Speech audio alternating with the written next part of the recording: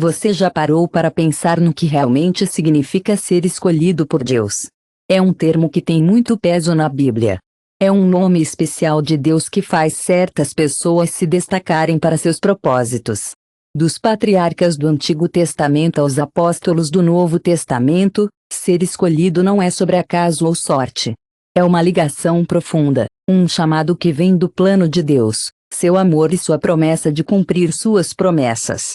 Mas aqui está a grande questão: quais são as qualidades daqueles que Deus chama?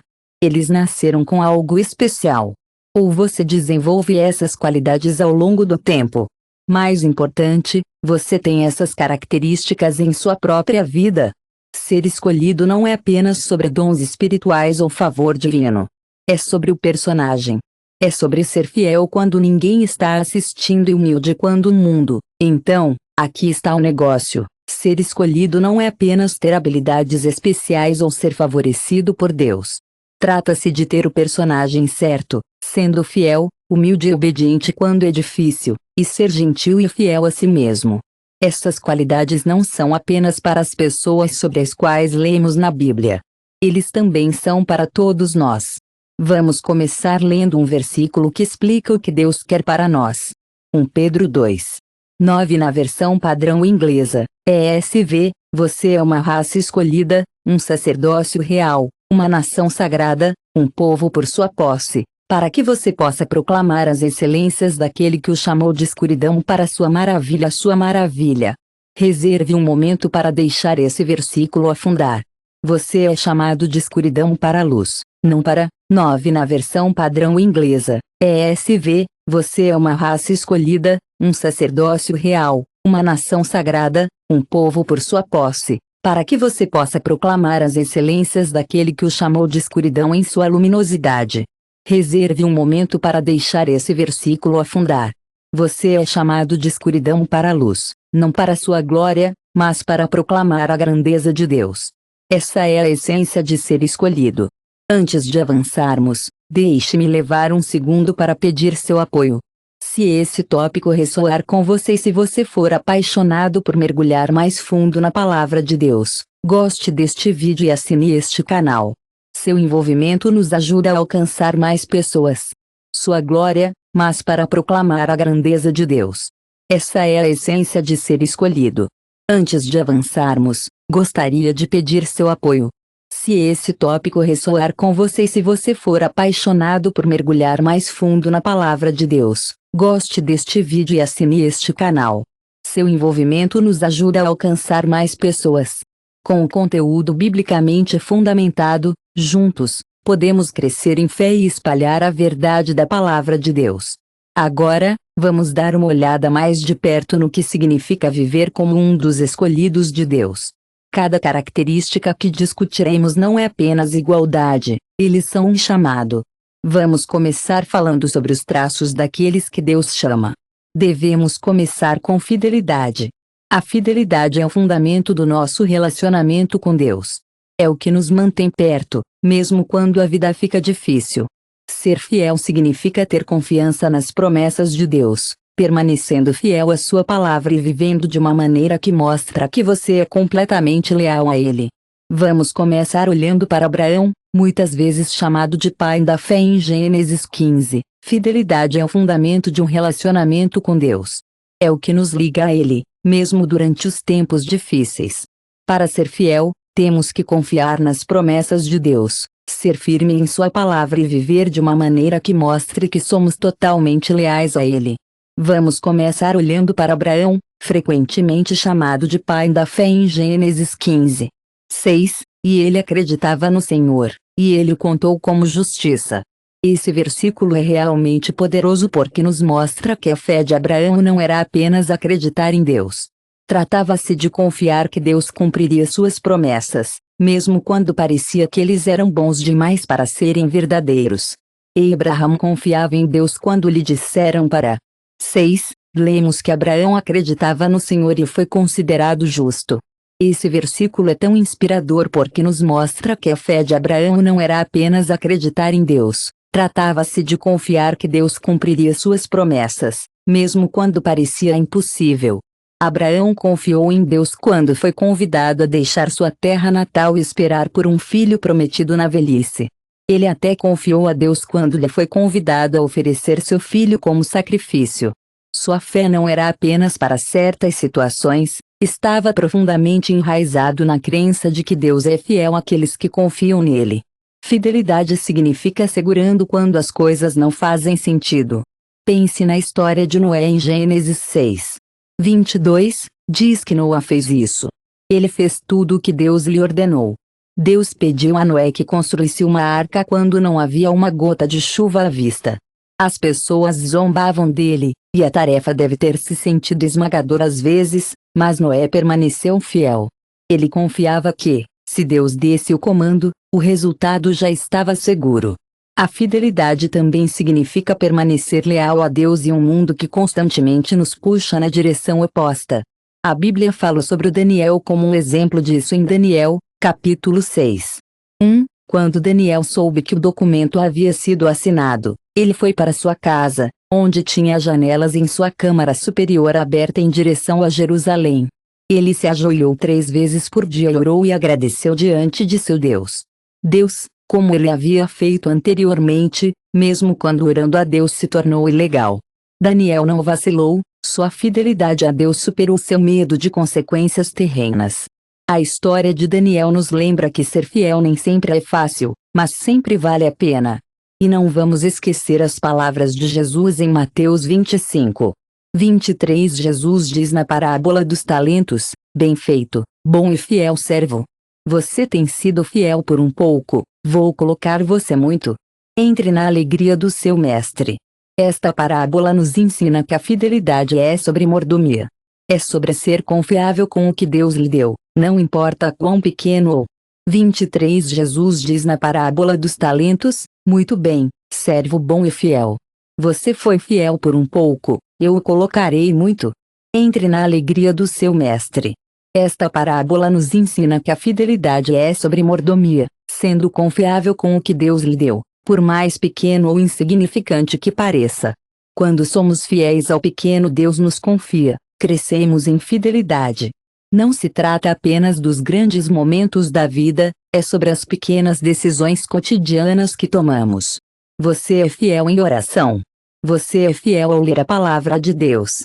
Você é fiel em tratar os outros com bondade e amor. Lucas 16:10 diz que, quando somos fiéis nas pequenas coisas, também somos fiéis nas grandes coisas e, quando somos desonestos nas pequenas coisas, também somos desonestos nas grandes coisas. Este versículo nos convida a refletir sobre nossas vidas. Estamos mostrando a Deus nosso amor nas pequenas coisas, mesmo quando ninguém está assistindo. Às vezes, a fidelidade parece segurar por um fio. Talvez você esteja orando por um avanço, mas nada parece mudar. Talvez você esteja em uma promessa que Deus lhe deu, mas você não vê isso vindo passar. Deixe-me encorajá-lo com Gálatas 6:9 nos diz para não perder o coração quando parece que não estamos vendo os resultados de nossas boas ações assim que gostaríamos. Se permanecermos fiéis às nossas crenças, eventualmente veremos os frutos do nosso trabalho. A fidelidade significa ter a paciência de confiar que o tempo de Deus é perfeito, mesmo que não pareça assim agora. E, finalmente, vamos dar uma olhada nos Hebreus 11:6, que diz: "Sem fé, é impossível agradá-lo. Quem se aproximaria de Deus deve acreditar que Ele existe e que Ele recompensa aqueles que o buscam." A fidelidade não é apenas uma virtude, é o fundamento do nosso relacionamento com Deus. Ele está satisfeito quando confiamos nele, o buscamos e permanecemos leais a ele, mesmo quando as circunstâncias da vida dificultam viver como um dos Deus escolhidos. Cultivar um coração de fidelidade significa dizer: "Senhor, eu confio em você, mesmo quando não entendo. Eu vou te seguir, mesmo quando o mundo me disser para não. Vou permanecer firme porque você." Meus queridos amigos, quero lembrá-lo de que você é amado e querido, e você nunca está sozinho em sua jornada. A fidelidade é mais do que apenas ser perfeito. Trata-se de se pegar quando você cai, permanecer comprometido quando a vida fica difícil e confiar que as promessas de Deus são sempre verdadeiras. Hoje, Reserve um momento para se perguntar: estou vivendo fielmente? Estou confiando totalmente em Deus? Se você se encontrar lutando com a resposta, não se preocupe. Deus é sempre paciente e pronto para ajudá-lo a crescer. A segunda característica daqueles que Deus chama escolhido é a humildade. É uma qualidade bonita aos olhos de Deus, mas pode ser difícil praticar em um mundo que muitas vezes nos faz sentir que precisamos ter orgulho e egocêntrico. Não se preocupe, meu amigo. Deus é paciente e sua graça é mais do que suficiente para ajudá-lo a crescer. A segunda característica daqueles que Deus chama escolhido é a humildade. Está ligado é das mais belas qualidades aos olhos de Deus, mas geralmente é mais difícil praticar em um mundo que constantemente promove o orgulho, a autossuficiência e a glória pessoal. A humildade permanece como uma força silenciosa, mas poderosa, que nos alinha com o coração de Deus. Vamos começar com um verso que nos mostra o quanto Deus valoriza a humildade em Tiago 4:6, diz: mas ele dá mais graça. Então, Deus se opõe aos orgulhosos, mas dá graça aos humildes. Pense nisso por um momento. O próprio Deus resiste aos orgulhosos, mas ele derrama a sua graça sobre aqueles que são humildes. Esta não é uma declaração pequena. Isso nos lembra que a humildade abre a porta para o favor de Deus e suas bênçãos, enquanto o orgulho bate a porta. As Escrituras estão cheias de exemplos de humildade, e um dos meus favoritos é a vida de Moisés. Nos Números 12:3, a Bíblia nos diz que Moisés era um homem muito manso. Na verdade, ele era mais manso do que qualquer outra pessoa na terra. Deus escolheu Moisés não por causa de seu carisma ou capacidade natural, mas por causa de sua vontade de depender completamente de Deus. Mesmo quando ele duvidava, ele ainda tentou dizer a Deus que não estava qualificado para liderar Israel do Egito, Êxodo 4:10. E você sabe o que? Foi sua humildade, sua vontade de depender completamente de Deus, que o tornou um líder tão eficaz. Quando falamos sobre humildade, não estamos falando de pensar menos em si mesmo. Estamos falando de pensar menos em si mesmo. Estamos falando de colocar a vontade de Deus acima da sua e reconhecer que tudo o que você tem e tudo o que você é vem dele. E é isso que diz em Filipenses 2:5-8 encontramos o exemplo final de humildade em Jesus Cristo. Tenha essa mente entre si, que é sua em Cristo Jesus. Ele estava na forma de Deus, mas não se apegou à sua divindade. Em vez disso, ele se esvaziou, assumindo a forma de um servo. Ele nasceu à semelhança dos homens e foi encontrado em forma humana. Ele se humilhou ao se tornar obediente ao ponto da morte, até a morte em uma cruz.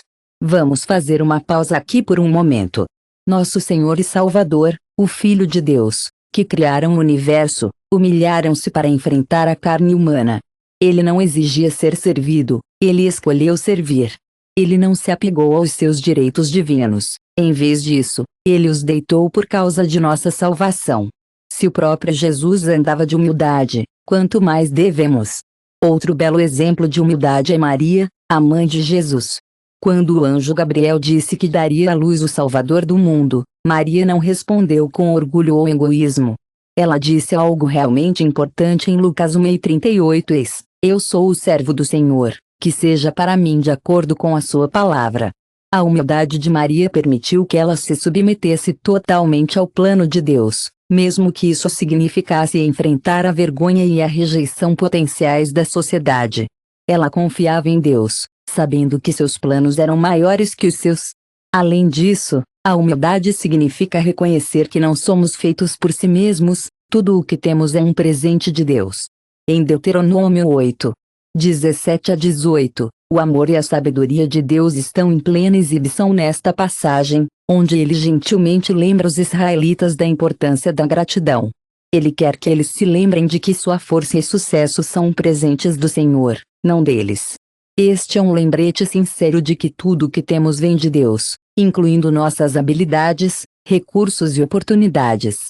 É um chamado gentil para viver com humildade, agradecer pelo que temos e usar nossos presentes para a glória de Deus, não pelo nosso próprio ganho. 8 A Bíblia é muito útil. Isso explica o que Deus quer para nós. Deus nos disse o que é bom, E o que o Senhor quer de nós é fazer justiça, amar bondade e caminhar humildemente com Deus. Quando caminhamos humildemente com Deus, significa que desistimos do nosso orgulho, admitimos que precisamos de Deus e que Ele nos conduz em todas as etapas de nossa vida. Não se trata de contar com nossa força, mas na dele. Mas ser humilde não tem apenas a ver com a forma como nos relacionamos com Deus. É também sobre como tratamos os outros. Em Romanos 12, 3, Paulo escreve: Meus queridos amigos, quero lembrá-lo de que estamos juntos nisso. Não vamos esquecer de ser humildes e pensar no que fomos abençoados. Vamos ser gentis e atenderem aos outros, assim como Deus. Não é que se lembremos de que todos nos lembramos. Deus. Então, não vamos nos gabar disso. Ser humilde significa reconhecer que tudo o que temos vem de Deus. E ser humilde também pode nos ajudar a nos preparar para coisas ainda maiores. Em Mateus 23:12, Jesus diz que quem se exaltar será humilhado, e quem se humilhar será exaltado. Se queremos ser usados por Deus, devemos primeiro nos humilhar. Deus levanta aqueles que se curvam diante dele. Então, hoje, vamos nos perguntar: estou andando em humildade?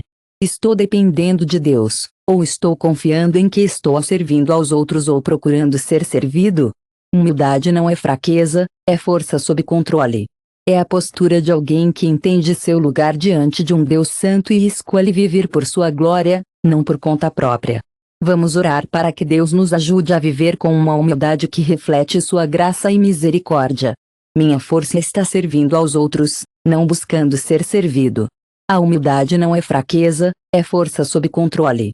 É a postura de alguém que entende seu lugar diante de um Deus santo e escolhe viver por sua glória, não por conta própria. Vamos orar para que Deus nos ajude a viver com uma humildade que reflete o caráter de Cristo. Quando caminhamos em humildade, nos alinhamos com seus propósitos e abrimos espaço para sua graça trabalhar em nossas vidas. É isso que significa ser verdadeiramente escolhido. A terceira característica daqueles chamados de Deus escolhidos é a obediência. A obediência não é apenas seguir as regras ou fazer o que é, trata-se de alinhar seu coração e ações com a vontade de Deus, mesmo quando é difícil. Trata-se de dizer sim a Deus e confiar que seus planos são sempre melhores que os nossos, mesmo quando não podemos ver completamente onde eles lideram. Vamos começar com uma verdade fundamental sobre a obediência encontrada em João 14, 15. Jesus diz que, se você me ama, manterá meus mandamentos. A obediência a Deus não é sobre legalismo, ISM, é sobre amor. É a nossa resposta à sua graça, misericórdia e sacrifício por nós. Quando realmente amamos a Deus, a obediência se torna um ato de adoração, uma maneira de mostrar que Ele é o Senhor de nossas vidas. Um dos maiores exemplos de obediência nas Escrituras é Noé no Gênesis, capítulo 6:22, diz que Noé fez isso. Ele fez tudo o que Deus lhe ordenou. Imagine estar no lugar de Noé. Deus diz a ele para construir uma arca enorme porque está chegando uma inundação, mas não há chuva à vista. A ideia de uma inundação global poderia parecer inimaginável, mas Noé não hesitou. Ele obedeceu às instruções de Deus até os menores detalhes. Sua obediência não foi baseada na lógica ou no que ele podia ver. Estava enraizado na fé. Noé confiava que, se Deus desse um mandamento, Deus cumpriria sua promessa. Outro exemplo poderoso é Abraão em Gênesis 22:2.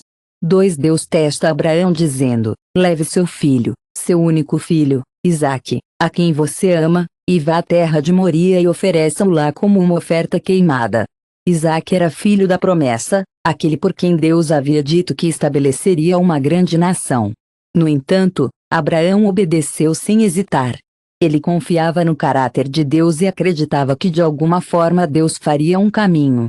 No final, Deus forneceu um carneiro para o sacrifício, mas a disposição de Abraão de obedecer, mesmo em uma situação tão emocionante, é realmente inspiradora.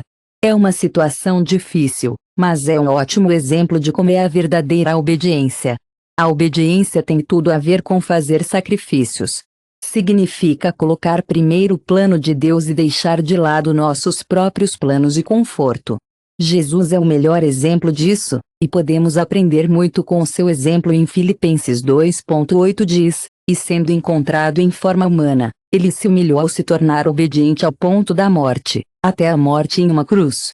Jesus obedeceu à vontade do Pai, até que se trouxesse, quando se trouxesse, e que não se trou de um sofrimento e que não se trou de um que não era ativo, A obediência nem sempre é fácil. Às vezes, as instruções de Deus não fazem sentido para nós. Às vezes, a obediência parece inconveniente ou até impossível. Em Lucas 5:5, vemos essa tensão quando Jesus diz a Pedro para lançar sua rede na água após uma longa e improdutiva noite de pesca. Peter responde: Mestre, trabalhamos a noite toda e não pegamos nada, mas na sua palavra, vou decepcionar as redes. Apesar de sua dúvida e exaustão, Peter obedece, e o resultado é um peixe milagroso. Essa história nos lembra que as bênçãos de Deus costumam seguir nossa obediência, mesmo quando não entendemos completamente seus caminhos. A obediência também requer confiança. Em Provérbios 3:5 e 6, diz confiar no Senhor com todo o seu coração e não confiar em seu próprio entendimento. Em todos os seus caminhos, reconheça-o, e ele fará seus caminhos retos. Algum dia se tentamos descobrir as coisas por conta própria, confiando em nossa própria sabedoria e raciocínio, mas a obediência nos chama a confiar que a sabedoria de Deus é maior que a nossa, mesmo quando não podemos ver a imagem completa. Um dos desafios da obediência é permanecer fiéis nas pequenas coisas. Lucas 16: Ei, amigo! Aqui está um pensamento: se você é fiel nas pequenas coisas, também é fiel nas grandes coisas. Muitas vezes pensamos na obediência como apenas para os grandes e dramáticos momentos, mas Deus também vê as pequenas coisas. Você o está obedecendo da maneira como trata os outros? Em como você gerencia seu tempo? Em como você lida com os recursos que Ele lhe deu? Esses pequenos atos de obediência podem prepará-lo para coisas ainda maiores. Outro aspecto da obediência está disposto a deixar de lado o pecado, como aprendemos em Romanos 6:16. Paulo escreve: Ei, você já pensou em como quando aparece com os outros como escravos obedientes, na verdade, você está se tornando o que se faz com que o que se afasta. Não se trata de ser perfeito, mas mais ter um coração que realmente quer agradá-lo e crescer em santidade. As bênçãos chegarão a eles. Caro amigo, Deus realmente se deleita em abençoar aqueles que andam em seus caminhos. Como podemos cultivar um coração de obediência? Primeiro, devemos conhecer a palavra de Deus. O belo verso do Salmo 119:105 diz: Sua palavra é uma lâmpada aos meus pés e uma luz para o meu caminho. Não podemos obedecer a Deus se não sabemos o que Ele está pedindo de nós. É por isso que é tão importante passar um tempo nas Escrituras e permitir que Sua palavra guie suas decisões. Segundo, precisamos entregar nossa vontade a Ele. Em Mateus 6:10 Jesus nos ensina a orar: Seu reino vem, Sua vontade será feita na terra como está no céu. A obediência começa com um coração que diz: Senhor, não a minha vontade, mas a Sua. Finalmente, precisamos da ajuda do Espírito Santo. Em Ezequiel 36:27 Deus promete: Vou colocar meu espírito dentro de você e fazer com que você ande em meus estatutos e tenha cuidado para obedecer às minhas regras. O Espírito Santo nos capacita a obedecer a Deus, mesmo quando for difícil. Ele nos dá força, coragem e sabedoria para seguir a liderança de Deus. A quarta característica daqueles que Deus chama está tendo o coração de um servo. Ser escolhido por Deus não é ser melhor que os outros, mas sobre ser humilde e servir os outros com amor. Esta é uma característica definidora do povo de Deus, refletindo seu próprio coração. Vamos começar com Jesus, nosso exemplo final de servo. Em Mateus 20:26-28 Jesus diz: Quem seria ótimo entre você deve ser seu servo, e quem seria o primeiro a você deve ser seu escravo. Até o Filho do Homem não veio ser servido, mas servir e dar a vida como resgate por muitos. Agora, vamos pensar sobre isso juntos. Jesus, o Rei dos Reis e o Senhor de 26-28, Jesus diz que, se você quiser ser ótimo, deve ser um servo para os outros. Se você quer ser o primeiro, deve ser um escravo, assim como o Filho do Homem veio servir, para não ser servido. Ele veio dar a vida como resgate por muitos. Pense sobre isso. Jesus, o Rei dos Reis e o Senhor dos Senhores, veio servir. Ele não veio para exigir honra ou reconhecimento. Ele escolheu servir aos outros, até o ponto de dar a vida na cruz. Se o Filho de Deus escolheu servir, quanto mais devemos. Ter o coração de um servo significa colocar as necessidades dos outros à frente do seu. Filipenses 2. 3-4 diz: não faça as coisas só porque você quer crédito ou porque está cheio de si mesmo. Em vez disso, seja humilde e pense em outras pessoas do que a si mesmo.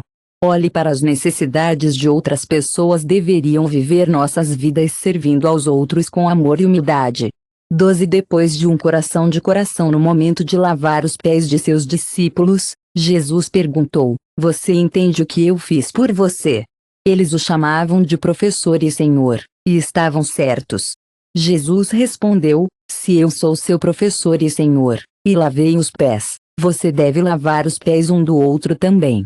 Eu lhe dei um exemplo do que você deve fazer, como fiz por você. Lavar os pés era uma tarefa. Depois de lavar os pés de seus discípulos, Jesus disse: você entende o que eu fiz por você? Você me chama de professor e senhor, e você está certo. Se eu sou seu senhor e professor, então sou seu senhor e professor. Dê a você um exemplo que você deve fazer, assim como eu assumi que, assim, não é que você tenha o papel que não é o que mencionou, que não é o que mencionou, que não é o que mencionou, que não é o que mencionou, que não é o que mencionou, que não é o que se destaca sobre o amor de um servo. Também significa estar disponível para fazer o que Deus pede, mesmo quando é inconveniente. Esse é o coração de um servo, alguém que está pronto para dizer sim ao chamado de Deus, não importa o custo. Ser um servo não significa que você sempre estará no centro das atenções. Frequentemente, a servidão acontece em momentos tranquilos e invisíveis, como aprendemos em Mateus 6:3. Jesus ensinou que, quando você dá aos necessitados, sua mão esquerda não deve saber o que sua mão direita está fazendo. O verdadeiro serviço não é sobre buscar reconhecimento ou aplausos. É sobre agradar a Deus, não pessoas. Quando servimos com o coração certo, Deus vê, e Ele nos recompensa de sua maneira perfeita. Ter o coração de um servo também significa servir mesmo quando não sentimos vontade. Em Gálatas 6:9, Paulo nos lembra que é importante continuar fazendo o bem. Ele diz que, se continuarmos, veremos os resultados. Às vezes, ajudar os outros pode se sentir muito duro ou como se não vale a pena, mas Deus quer que continuemos. Tudo o que fazemos para ajudar os outros, por menor que seja, tem um enorme impacto. Outra coisa a lembrar é que nossos dons e talentos estão lá para ajudar outras pessoas, não apenas nós mesmos. Em 1 Pedro 4:1, diz que cada um de nós recebeu um presente de Deus. Vamos usá-lo para servir um ao outro como bons mordomos da graça variada de Deus. Seja qual for o seu presente, seja ele ensinando, encorajando, doando ou outra coisa, o Deus o confiou a você para que você possa servir aos outros e trazer glória ao nome dele. Também precisamos lembrar que servir aos outros é um reflexo de nosso amor por Deus. Em Mateus 25:40 Jesus diz: eu garanto que, quando você fez isso com um dos menos desses, meus irmãos, você fez isso comigo. Toda vez que ajudamos alguém que precisa, seja dando uma mão amiga, aplaudindo-os ou atendendo a uma necessidade física, estamos servindo o próprio Jesus. Este versículo nos lembra que todo ato de serviço, por menor que seja, é apreciado no reino de Deus. Por fim, lembre-se de que ser um servo não é sobre nossa força. É sobre a graça de Deus trabalhando através de nós. 2 Coríntios 12:9 Paulo escreve: minha graça é suficiente para você, pois meu poder é aperfeiçoado em fraqueza. Quando sentimos que não nos medimos ou não temos o que é preciso para servir, é um sinal de que a graça de Deus está trabalhando em nós. Ele não liga para o equipado, ele equipa o chamado. Então, como podemos cultivar o coração de um servo? Primeiro, olhamos para Jesus como nosso exemplo. 9 Paulo escreve: minha graça é suficiente para você, pois meu poder é aperfeiçoado em fraqueza. Quando nos sentimos inadequados ou não qualificados para servir, a graça de Deus nos permite. Ele não liga para o equipado, ele equipa o chamado. Então, como cultivamos o coração de um servo? Primeiro, devemos olhar para Jesus como nosso exemplo. Passe algum tempo nos evangelhos, estudando como ele serviu aos outros. Segundo, peça a Deus que mostre oportunidades para servir. Às vezes, é tão simples quanto ajudar um vizinho, incentivar um amigo ou se voluntariar em sua igreja. Finalmente, sirva com alegria, sabendo que seu trabalho não é em vão. Em 1 Coríntios 15, nos evangelhos, vemos o belo exemplo de como ele serviu aos outros. Deus mostrará oportunidades de servir também. Às vezes, é tão simples quanto ajudar um vizinho, incentivar um amigo ou se voluntariar em sua igreja. E sempre, lembre-se de servir com alegria, sabendo que seu trabalho não é em vão. Como Paulo nos encoraja em 1 Coríntios 15:58, seja firme, imóvel, sempre abundante na obra do Senhor. Saiba que no Senhor seu trabalho não é em vão. Reserve um momento para se perguntar: estou servindo aos outros com o amor de Cristo? Estou disposto a me humilhar e colocar as necessidades dos outros antes da minha? Ser escolhido por Deus não é sobre ser servido, é sobre servir. Vamos orar pela força e humildade de viver como verdadeiros servos, seguindo o exemplo de Jesus e trazendo glória a Deus.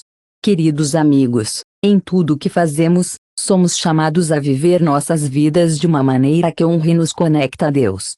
Uma das características daqueles que Deus chamam é ser orante.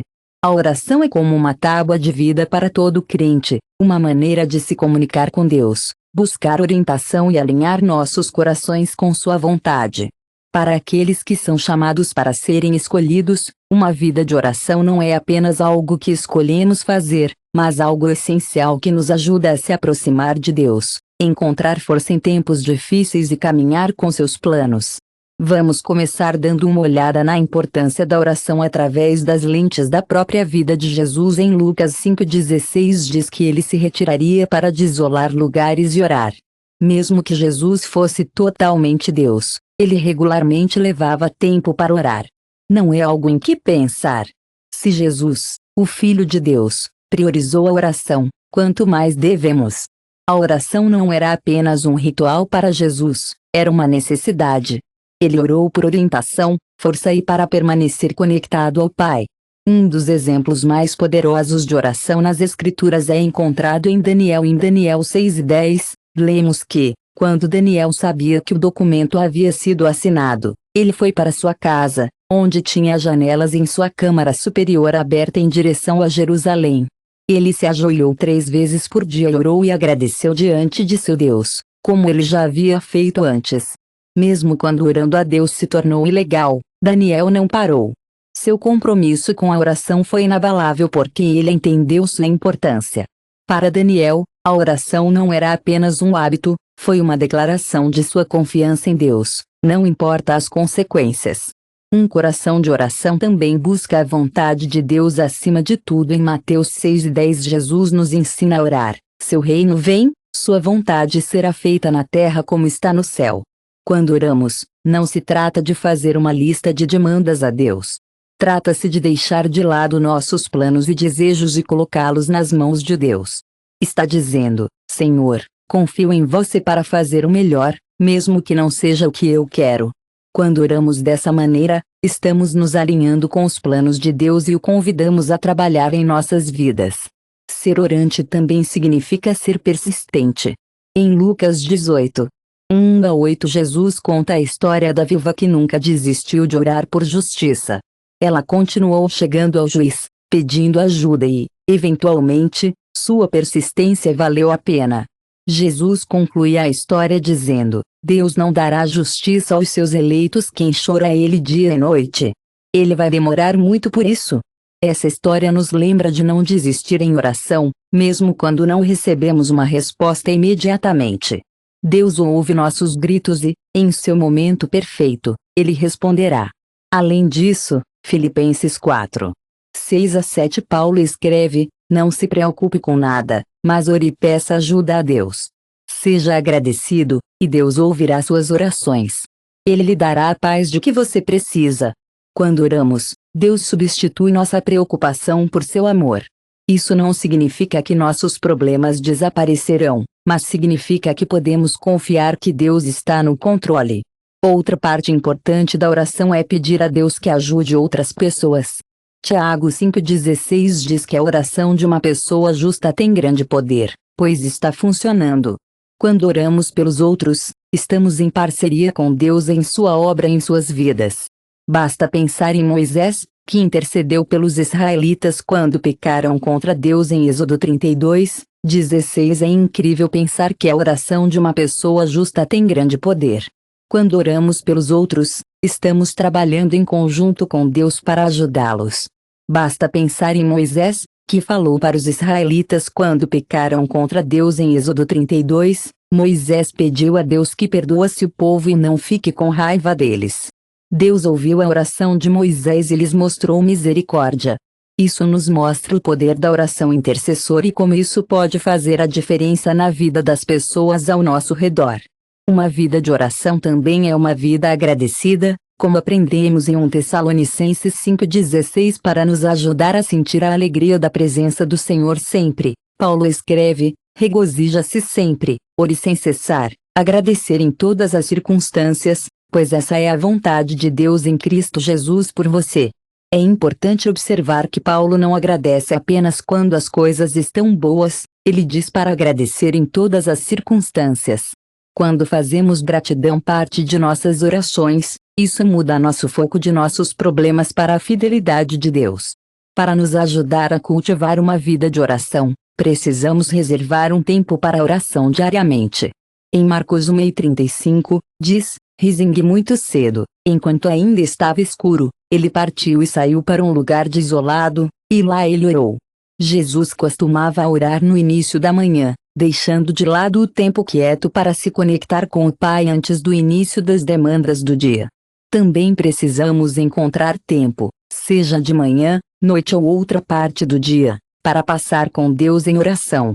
A oração deve ser acompanhada pela fé. Em Mateus 21:22 Jesus diz: tudo o que você pedir em oração, você receberá se tiver fé. A fé é o que alimenta nossas orações. É acreditar que Deus nos ouve, que Ele se importa conosco e que Ele tem o poder de responder.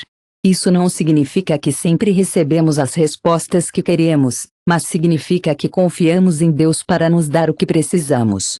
Vamos nos perguntar: estou realmente vivendo uma vida de oração? Estou fazendo uma oração uma prioridade, ou apenas me voltando para ela quando estou em necessidade? Uma vida de oração é uma que está constantemente conectada a Deus. É uma vida que busca a sua vontade, confia em seu tempo e encontra paz em sua presença. Vamos nos comprometer a ser pessoas de oração, não apenas por nós mesmos, mas também para nossas famílias. O que significa viver uma vida de oração? Estamos orando apenas quando estamos com problemas, ou é algo que fazemos o tempo todo? Uma vida de oração é quando estamos sempre conectados a Deus. É quando buscamos a vontade dele, confiamos em seu tempo e encontramos paz em sua presença. Vamos nos comprometer a ser pessoas de oração, não apenas por nós mesmos, mas por nossas famílias, comunidades e mundo. A oração muda as coisas, mas, mais importante, isso nos muda. Quando oramos, nos aproximamos de Deus e, à medida que nos aproximamos dele, nos tornamos mais parecidos com ele. Vamos orar sem cessar e viver como aqueles verdadeiramente escolhidos por Deus. A sexta característica daqueles chamados de Deus escolhidos é a perseverança. Perseverança é a capacidade de suportar. A oração é uma coisa linda. Isso muda as coisas e, mais importante, nos muda. Quando oramos, nos aproximamos de Deus e, como nós, nos tornamos mais parecidos com Ele. Vamos orar sem cessar e viver como aqueles verdadeiramente escolhidos por Deus. A sexta característica daqueles chamados de Deus escolhidos é a perseverança. Isso significa ter a capacidade de suportar desafios, provações e tentações sem perder a fé ou desistir. Trata-se de se apegar a Deus, por mais difícil que as circunstâncias se tornem. E a perseverança não é apenas uma característica dos escolhidos, é uma marca de sua profunda confiança no Senhor. A Bíblia nos lembra uma e outra vez a importância da perseverança em Tiago 1. É tudo sobre se manter em Deus, mesmo quando as coisas ficam difíceis. Não é apenas para os escolhidos, é um sinal de sua profunda confiança no Senhor. A Bíblia nos diz repetidamente como é importante continuar, mesmo quando as coisas ficam difíceis. Em Gênesis 1:2 diz que o homem que permanece forte em tempos difíceis receberá a coroa da vida, que Deus prometeu àqueles que o amam. Ensaios e dificuldades não são feitos para nos destruir. Eles são realmente oportunidades para a nossa fé ficar mais forte. Quando perseveramos, somos abençoados por Deus, e mostramos nosso amor por Ele, mantendo-se forte. Pense em Jó no Jó 1:21. Depois de perder tudo, seus filhos, riqueza e saúde, disse que o Senhor deu, e o Senhor tirou, e sou muito grato por isso. A perseverança de Jó não foi baseada em suas circunstâncias, foi baseado em seu relacionamento com Deus. Mesmo quando seus amigos duvidavam que ele e sua esposa lhe dissessem, o trabalho permaneceu fiel. No final, Deus restaurou a vida de Jó, mas sua maior recompensa foi seu relacionamento inabalável com o Senhor. A história de Jó nos ensina que a perseverança nos aproxima de Deus e permite que seu objetivo se desenrolasse em nossas vidas. Também requer confiança no tempo de Deus, como Gálatas 6:9 diz: queridos amigos, não nos cansamos de fazer o bem, pois na temporada de vencimento iremos colher se não desistirmos. Às vezes, queremos respostas imediatas para nossas orações ou soluções instantâneas para nossos problemas, mas Deus muitas vezes nos chama a esperar e confiar. A perseverança é continuar fazendo o que é certo, mesmo quando não vemos os resultados imediatamente. É sobre confiar que Deus está trabalhando nos bastidores, mesmo quando não podemos vê-lo. Também vemos perseverança na vida de Paulo em 2 Timóteo 4:7-8. Paulo leva um momento para refletir sobre sua jornada, e é realmente inspirador. Ele diz: eu lutei com a boa luta, terminei a corrida, mantive a fé. E por sua perseverança, ele receberá a coroa da justiça do Senhor, o juiz justo, naquele dia. Paulo suportou muito, naufrágios, espancamentos, prisões e constante. 7-8, Paulo compartilha suas sinceras reflexões sobre sua jornada, dizendo: eu lutei pela boa luta, terminei a corrida e mantive a fé. Ele continua expressando sua profunda esperança pelo prêmio que o espera, a coroa da justiça, que ele acredita que será concedido a ele pelo Senhor, o juiz justo, naquele último dia. A jornada de Paulo é uma prova do poder da perseverança. Apesar de enfrentar naufrágios, espancamentos, prisão e oposição constante, ele nunca perdeu de vista o prêmio que estava à frente, a coroa da justiça prometida por Deus. Sua perseverança inabalável é uma fonte de inspiração para nós, lembrando-nos de manter o foco no que realmente importa, mesmo quando o mundo parece conspirar contra nós. Em Romanos 5:3-4, Paulo escreve não apenas isso, mas nos alegramos em nossos sofrimentos, sabendo que o sofrimento produz resistência e a resistência produz caráter, e o caráter produz esperança. Podemos não nos sentir bem quando estamos passando por um momento difícil, mas há um propósito maior no trabalho. O sofrimento pode nos moldar, nos refinar e nos aproximar de Deus. Quando perseveramos através do sofrimento, crescemos em caráter e desenvolvemos uma esperança que não pode ser abalada. O próprio Jesus enfatizou a perseverança em Mateus 24:13 e ele disse: mas aqueles que sofrerem até o fim serão salvos. A perseverança não é sobre assumir um rápido compromisso com Deus, é sobre permanecer leal a Ele em todas as partes da vida. Trata-se de manter nossa fé mesmo nos tempos difíceis, nos bons tempos e tudo mais. Às vezes, isso também significa confiar em Deus, mesmo quando não entendemos seu plano. Em Isaías 55:8, Deus diz: meus pensamentos não são como os seus, e meus caminhos são diferentes de seus. Às vezes, os planos de Deus podem parecer confusos ou pouco claros para nós. Perseverando dizer: Senhor, eu não entendo, mas confio em você. Continuarei seguindo você, Mesmo quando for difícil, perseverar também significa encontrar força em Deus, não em nossas próprias habilidades. Em Isaías 40:31 diz: Mas aqueles que esperam o Senhor renovarão suas forças, eles se levantarão com asas como as águias, elas correrão e não ficarão cansadas, eles andam e não desmaiarão. Quando sentimos vontade de desistir, precisamos lembrar que nossa força vem de Deus. Ele nos renova, nos sustenta e nos dá o poder de continuar quando nos sentimos fracos. Outro aspecto importante da perseverança é a comunidade, como discutido em Hebreus 10. Vamos trabalhar juntos para incentivar um ao outro a fazer o bem e espalhar o amor.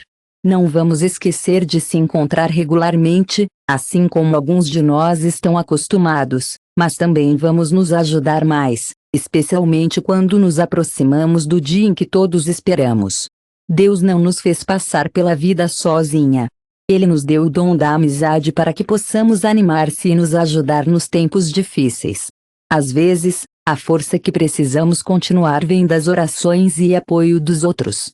E, como todos sabemos, a perseverança traz recompensas eternas. Como diz em Apocalipse 2:10, Jesus diz que, se formos fiéis até o fim, Ele nos dará o prêmio mais bonito de todos, a coroa da vida.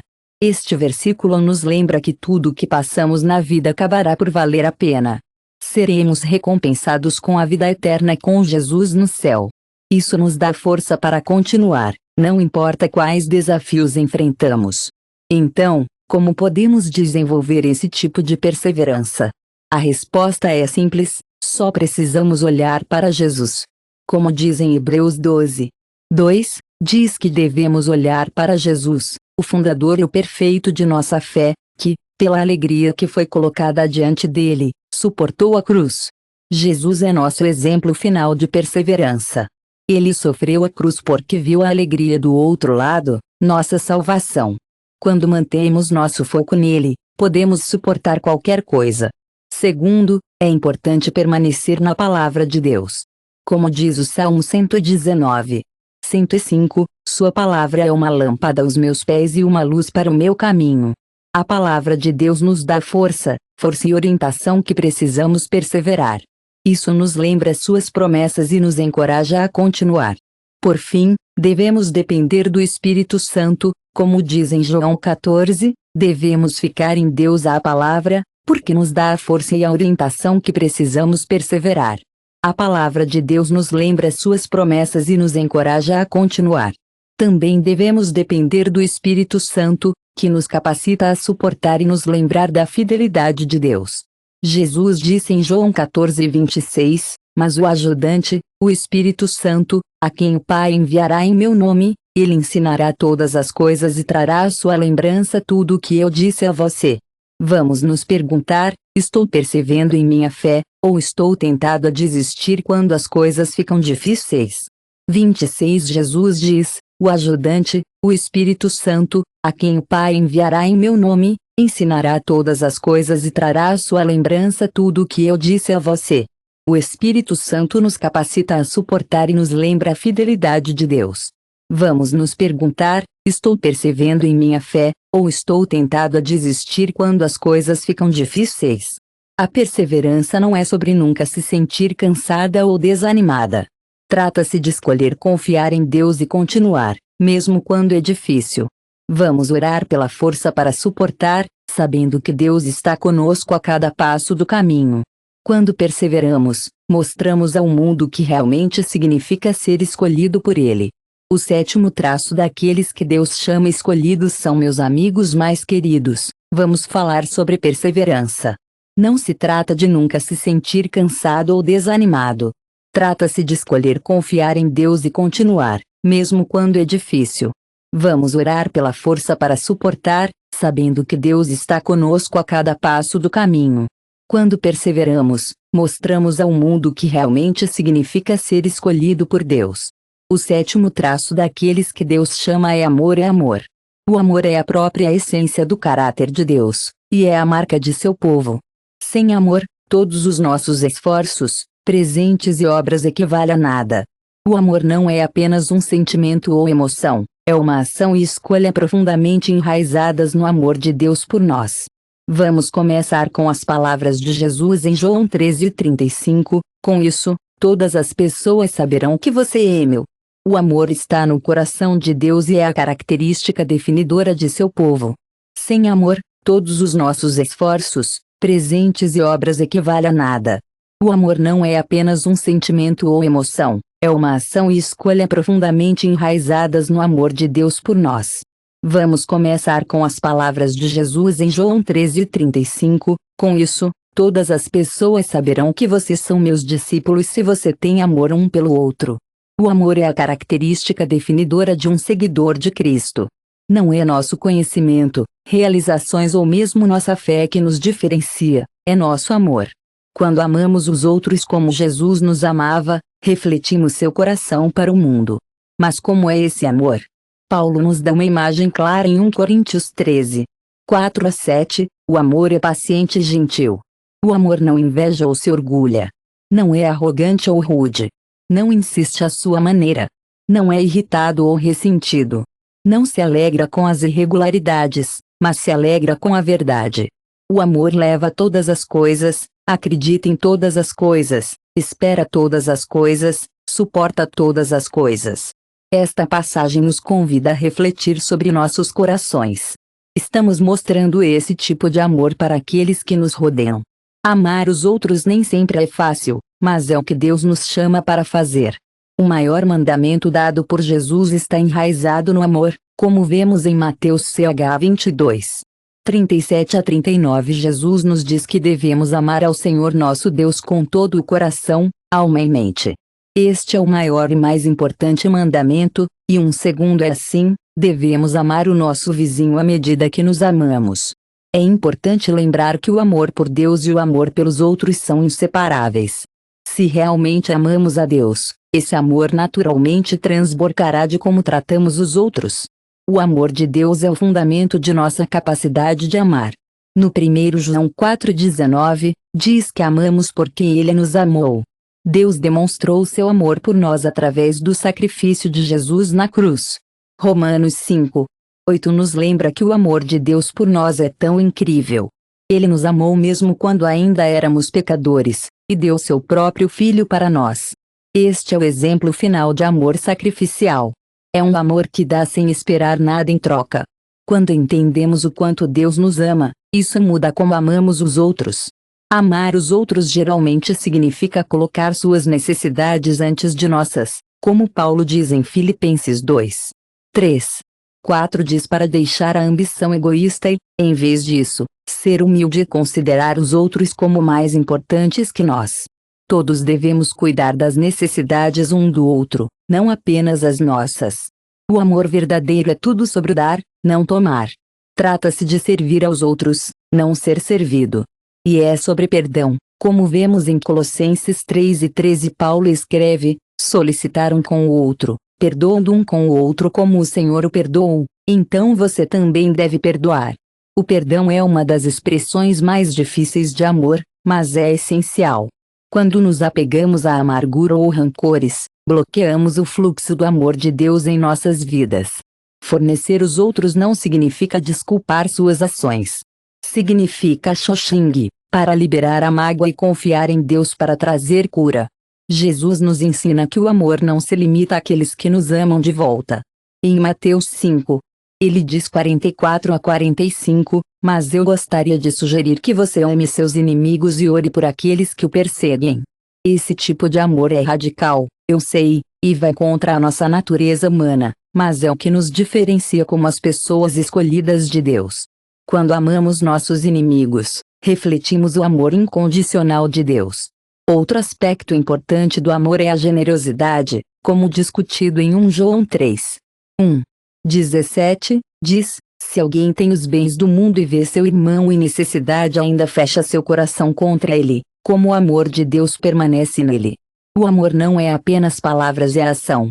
Se virmos alguém em necessidade e tiver a capacidade de ajudar, o amor nos obriga a agir. Isso não significa que podemos resolver todos os problemas, mas significa que devemos ter corações e mãos abertos, dispostos a compartilhar o que Deus nos deu. O amor também requer paciência e graça, como Efésios Queridos amigos, Paulo nos incentiva a viver com toda humildade, gentileza, paciência e amor um pelo outro. Sabemos que as pessoas não são perfeitas e os relacionamentos podem ser desafiadores. Amar os outros significa ser paciente com suas falhas e estender graça, assim como Deus se estende a graça todos os dias. Por fim, o amor é eterno, como conhecemos em 1 Coríntios 13:13. Paulo inclui fé, esperança e amor neste belo verso. O amor é o maior deles, e nunca desaparecerá. É a essência de quem é Deus e o que Ele nos chama para ser. Quando amamos, estamos vivendo a própria natureza de Deus. Então, como cultivamos esse tipo de amor? Primeiro, devemos permanecer conectados a Deus, a fonte de todo amor. Em João 15:5, Jesus diz que é a videira e somos os ramos. Quando vivemos nele e ele em nós, podemos suportar muita fruta. Mas não podemos fazer nada sozinho. Quanto mais vivemos em Cristo, mais seu amor fluirá através de nós. Também precisamos pedir a Deus para nos ajudar a amar os outros. Em Gálatas 5:22, aprendemos que o amor é um fruto do Espírito. Não é algo que possamos produzir por conta própria. É algo que o Espírito Santo cresce em nós enquanto caminhamos com ele.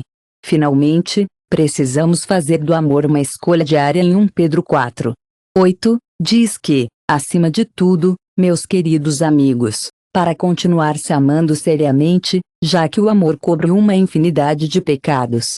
Sabemos que o amor nem sempre é fácil, mas sempre vale a pena quando escolhemos amar, mesmo em situações difíceis. Trazemos a glória a Deus e mostramos ao mundo o que significa ser dele. Quando chegamos ao fim desta jornada juntos, deixe-me deixar você com isso: ser chamado e escolhido por Deus não é sobre status, trata-se de render-se a dizer: aqui estou eu, Senhor. Use-me para sua glória. Trata-se de viver todos os dias com fé, humildade, obediência, servidão, oração, perseverança e amor. Estes não são apenas características, eles são um estilo de vida, um reflexo de quem é Deus e quem Ele nos chama para ser. Eu acredito que Deus está falando com alguém agora. Ele está chamando você para entrar em uma caminhada mais profunda com Ele. Talvez seja a hora de deixar de lado o medo. Eu sei que pode ser difícil confiar em alguém, especialmente quando você não tem certeza sobre algo. Mas quero que você se lembre de que Deus tem um plano para você, e Ele está sempre lá para você. É apenas uma questão de atender sua ligação quando for a hora certa. Eu adoraria que você fizesse parte de algo incrível, portanto, se essa mensagem tocou seu coração, não mantenha isso para si mesmo. Aperte o botão de inscrição e junte-se a esta incrível comunidade de crentes que, se você deseja aprofundar sua conexão com Deus, certifique-se de permitir notificações para que você nunca perca a chance de crescer em fé e compreensão. Se você se sentir compelido a compartilhar esta mensagem com alguém que poderia se beneficiar com ela, faça. Vamos seguir em frente, vivendo como o povo escolhido de Deus, não para a nossa própria glória, mas para o dele. Obrigado por estar aqui, e que Deus o abençoe abundantemente enquanto você caminha na verdade dele. Vejo você no próximo vídeo.